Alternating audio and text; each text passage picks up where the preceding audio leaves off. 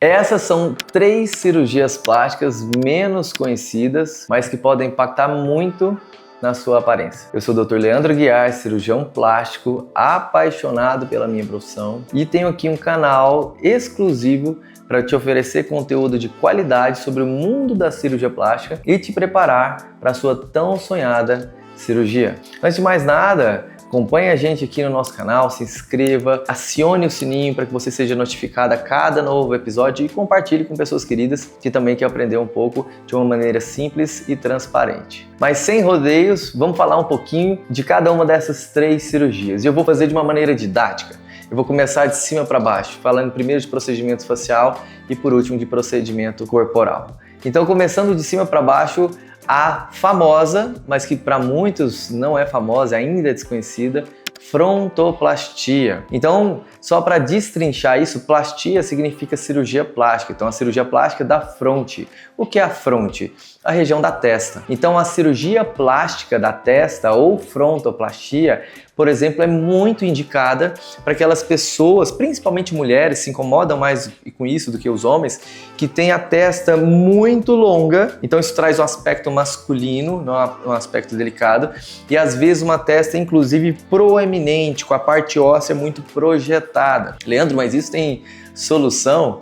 Sim, isso tem como melhorar e muito. Como que é feito isso, tá?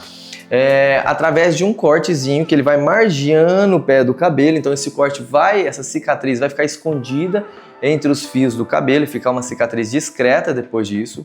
Você consegue descolar essa região, ter acesso a toda essa parte óssea da testa e utilizando o aparelho piezo, aquele aparelho ultrassônico, o mesmo que eu utilizo para fazer a rinoplastia ultrassônica, eu consigo esculpir o osso da testa. Olha que legal! E com isso a gente pegar uma paciente que tem uma testa muito projetada e ela fica uma testa um pouco mais plana, uma testa mais feminina. Então, inclusive, essa é uma técnica que é utilizada para o processo de feminilização de transgênero. Então, o transgênero feminino, ou seja, que naturalmente nasceu homem, mas se identifica como mulher, geralmente tem traços da fronte mais masculinos. E você consegue, então, modelando essa parte óssea, trazer um pouco de feminilização. Mas o benefício da frontoplastia, ela não para por aí. Muitos procuram porque a testa é grande, a testa é longa. Então, você consegue reduzir, geralmente, até uns 2 centímetros de testa, de fronte. Então, trazer essa implantação capilar para a região da frente, trazendo uma testa um pouquinho mais curta, é muito mais bonito, mais elegante. Ah, Leandro, isso substitui, então, o implante capilar? Os objetivos não são necessariamente o mesmo, tá? Inclusive, você, para quem tem a testa longa, pode fazer só implante capilar e ter um ótimo resultado? Com certeza. Mas algumas pessoas preferem essa objetividade de já ter toda essa implantação mais para frente e remodelar o osso, tá bom? Então a gente pode fazer isso que a gente chama de frontoplastia. Associada à frontoplastia, tem um outro termo que é desconhecido, mas que nós que fazemos muitas cirurgias faciais, nós utilizamos bastante, que é o brow lift, que é o lift, ou seja, a ascensão da sobrancelha. Então a suspensão dos supercílios ou a suspensão das sobrancelhas, principalmente em pacientes que já estão mais velhos e com isso a sobrancelha vai caindo, ela é feita também pode ser feito por um corte que é bem margeando o pelo da sobrancelha, mas esse caso é destinado a alguns pacientes específicos, porque senão a cicatriz pode ficar um pouco aparente, mas pode sim ser feito através de um corte também na região da implantação capilar, em que nós dissecamos toda essa região, tracionamos a sobrancelha, fazemos, ou seja, um lift da sobrancelha, uma elevação da sobrancelha e fixamos, trazendo então um desenho e uma altura mais adequada da sobrancelha e com isso aliviando um pouco o olhar, que tem um aspecto um pouco mais cansado, um pouco mais triste. Então a gente sempre que avalia a cirurgia do olhar, nós avaliamos obrigatoriamente essa região das sobrancelhas. Então a primeira coisa que eu queria falar de cirurgias desconhecidas era a frontoplastia com brow lift, pensando nessa região do terço superior da face. Vamos pular um pouquinho agora para o terço inferior da face, essa região da mandíbula e do queixo. É a chamada mentoplastia ou genioplastia, tá? Termos aparentemente desconhecidos, mas para traduzir a cirurgia plástica de avanço do queixo. Como que nós podemos avançar o queixo?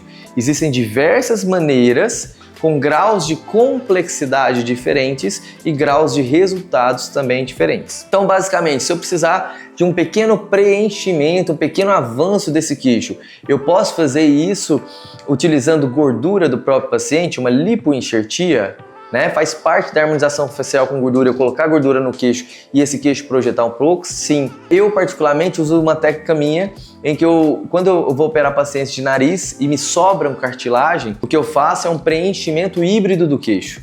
Eu utilizo cartilagem picada, porque a cartilagem, por ser mais sólida, ela consegue projetar mais o queixo do que só uma gordura, e faço acabamento com a gordura. Então eu utilizo muito isso para avanços leves a médios do queixo. Existe a possibilidade de você usar próteses, que sejam próteses de silicone. Eu não gosto muito porque a longo prazo ela pode gerar reabsorção óssea e inclusive ter algum acometimento dos dentes e mobilização dessa prótese. Existe prótese de um material chamado Porex, que é um material ótimo, ele integra o osso, tem menos problemas, mas tem um custo um pouco elevado. Então eu, na verdade, se eu não vou fazer um avanço leve a médio, que eu consigo com esse preenchimento através de gordura, ou mesmo um enxerto híbrido de gordura e cartilagem picada, eu gosto muito do outro lado, que é o avanço ósseo, a mentoplastia de avanço ósseo com placa e parafuso. O que significa isso? Através de um cortezinho por dentro da boca, então sem cicatriz interna, a gente vai acessar a região óssea, vai fazer uma osteotomia, né? Vai cortar essa região do queixo e vai tracioná-la para frente. Isso, inclusive, ajuda a tracionar o assoalho da boca, a região da base da língua, e ter um contorno um pouco mais definido aqui, dessa região do pescoço, e em alguns casos pode até, inclusive, melhorar alguns sintomas de apneia para pacientes que têm a língua muito para trás. Então eu tenho uma possibilidade de ganho estético e funcional. E uma vez que eu avanço esse osso, eu vou fixar agora com microplacas e microparafusos.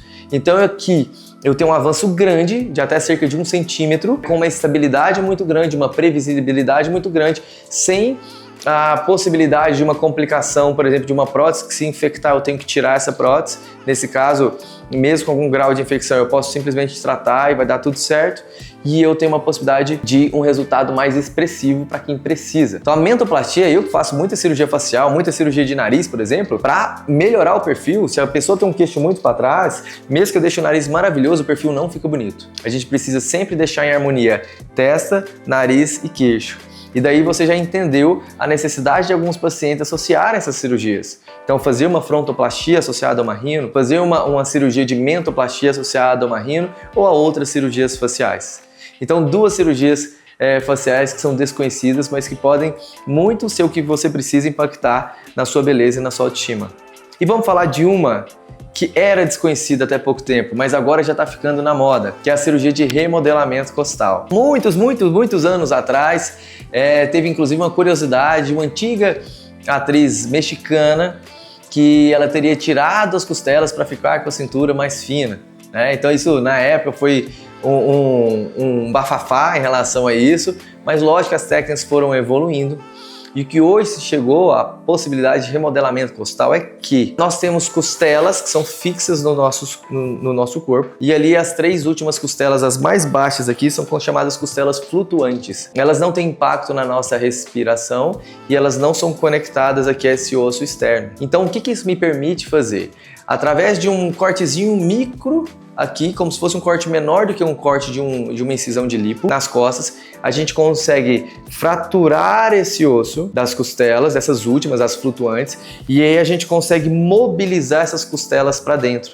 Isso traciona toda a região osteomuscular para dentro e a paciente ganha um pouco mais cintura. Então, para aquelas pacientes que têm um corpo mais quadrado ou aquelas que fizeram lipo e ainda assim tem essa sensação que não tem cintura, ou mesmo que vão fazer lipo, querem ainda mais otimizar o resultado da lipo fazendo um remodelamento costal, isso é bem-vindo. Não é para todos os pacientes, o resultado não é milagroso, mas sim é algo a mais que a medicina pode oferecer na tentativa de melhorar o seu contorno corporal. No fritar dos ovos, o que interessa dessas cirurgias é a gente trazer o quê? Além da beleza, que é o que se vê ao espelho, trazer autoestima e qualidade de vida. Então, Se de alguma maneira alguma dessas cirurgias pode impactar em alguma coisa que gera um incômodo seu, uma dor, pode melhorar a sua qualidade de vida, essa cirurgia pode ser bem-vinda para você. Podemos fazer cirurgias associadas? Sim, desde que nós tenhamos sempre em mente, em primeiro lugar, a sua segurança, a sua saúde e associar cirurgias que sejam bem-vindas. Gostou desse episódio? Espero que tenha te contribuído um pouquinho de curiosidade interessante sobre o mundo da cirurgia plástica. É um mundo encantador.